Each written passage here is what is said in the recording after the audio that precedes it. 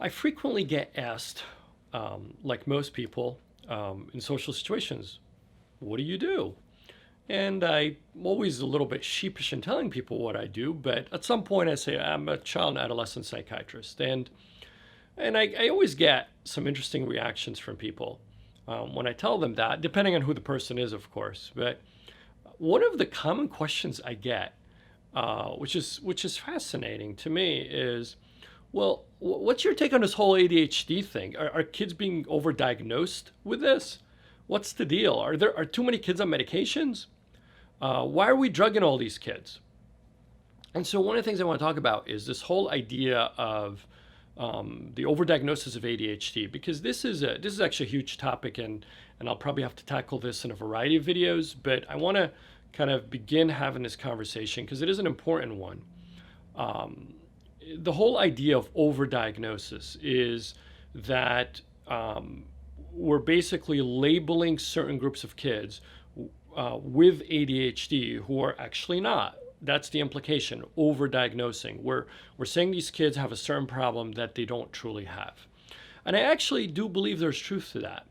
I think that the nature of how child psychiatry has evolved over the last, I'm going to say 25 to 30 years, where we're very focused on medications, which a lot of times is being driven by big pharma and the pharmaceutical industry, with ADHD being the primary target for a lot of companies. Now, I realize I'm kind of probably stepping on some toes here, where I'm going with this, but I think there's a reason why we have seen some of these numbers of kids being diagnosed with ADHD increase. And I do believe that some of it is driven by the proliferation of ADHD medications to hit the market. There's an investment going on here from big pharma to label as many kids as possible with ADHD. And there's a promotion of the diagnosis with medications attached to it.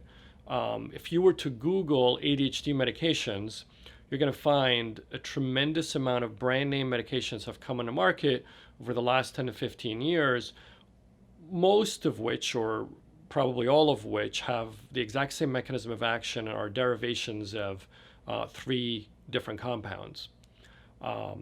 So there's a reason why we're seeing this overdiagnosis. So I do believe to make a, to answer the question is there an overdiagnosis of ADHD? The answer is yes. I do believe that there are a lot of kids being labeled with ADHD who are truly not. And I think there's a rush to medicating children as a result of that diagnosis. So this is something I'm going to discuss further in other videos of how this is playing out and what are some different ways of thinking about this. But my answer is there an overdiagnosis of ADHD? The answer is yes, there is.